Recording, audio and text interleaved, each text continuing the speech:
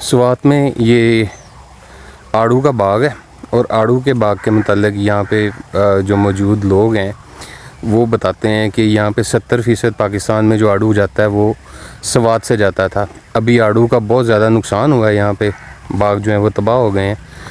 آڑو کی فصل کے بارے میں کیا بتائیں گے بھائی؟ آڑو کے فصل میں یہ ہے نا کہ پہلے جب ہوتا تھا یہ آڑو لوگوں میں اتنا مطلب یہ نہیں تھا، جب یہ اس کا ڈیمانڈ بڑھا اور اس کا مطلب مارکیٹ میں اس کا اچھا پیسہ کماتا ہے۔ اس پہ تقریباً 8 قسم سپرے ہوتا ہے۔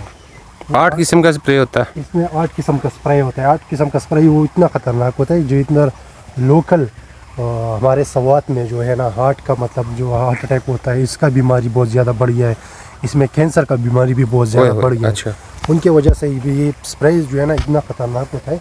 ہم لوگ خود بھی یہاں پہ جب سوات میں خود آتے ہیں باغوں پہ، جب آڑو کھاتے ہیں تو اس سے چھلکی نکال کے کھاتے ہیں کیونکہ وہ بہت خطرناک ہوتا ہے۔ چھلکا اتار کے کھاتے ہو؟ 8 طرح کا سپرے ہوتا ہے؟ ہر 8 قسم کے اس کا سپرے ہوتا ہے۔ اب تو بڑھ گیا نا، اب تو 18 قسم کا ہو گیا ہوگا۔ اب تو 18 قسم کا ہوگا، لیکن یہ لوگ جو ہے نا یہ چھپا کے کرتے ہیں، یہ لوگوں کو نہیں بتاتے۔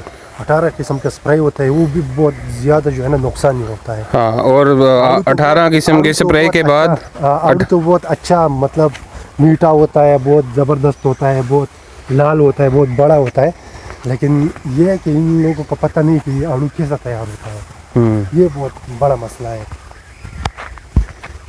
18 قسم کا سپرے ہوتا ہے، اور 2 طرح کا عملہ اور جا کے کر دیتے ہیں پنجاب میں اس کا رنگ نکالنے کے لیے۔ ہاں، تو پھر بیماریاں پھیلتی ہیں۔ جو کلر دیتے ہیں، ادھر سے گرین لے کر ادھر آتے ہیں تو پھر ادھر لے کر جاتے ہیں پنجاب میں، اس کو کلر دیتے ہیں۔ کلر کی وجہ سے وہ بکتے ہیں کہ یار یہ لال ہے، لال نہیں ہے، سارے کیمیکل ہے۔ آڑو کے علاوہ سوات سے سیب اور دوسرے پھل، جاپانی پھل بھی بہت زیادہ تعداد میں آتے ہیں پنجاب میں، ان پہ بھی سپرے کیا جاتا ہے۔ ڈاکٹر اکثر کہتے ہیں کہ چھلکے سمیت کھائیں آپ، لیکن بہتر یہی ہے کہ آپ چھلکے کے بغیر فروٹ کھائیں۔ یہ چھلکا جو ہے سپرے کی وجہ سے نقصان دہ ہے۔ یہاں پہ اب 2 طرح کے مسئلے آ رہے ہیں۔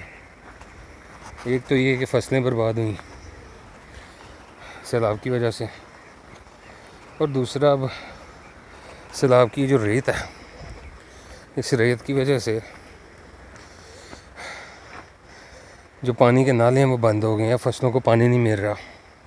پہلے پانی نے برباد کیا، اب پانی کی کمی جو ہے وہ فصلیں برباد کر رہی ہیں جو بچ گئی ہیں۔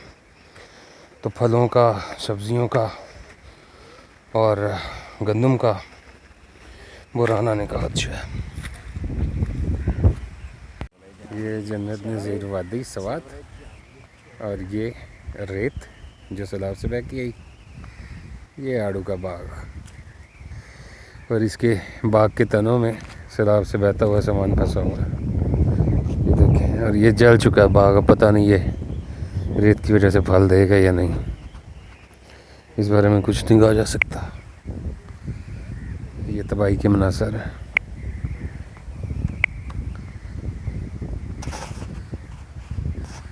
یہ خوبصورت وادی میں تباہی کے مناظر، درختوں کے تنوں میں سامان پھنسا ہوا ہے۔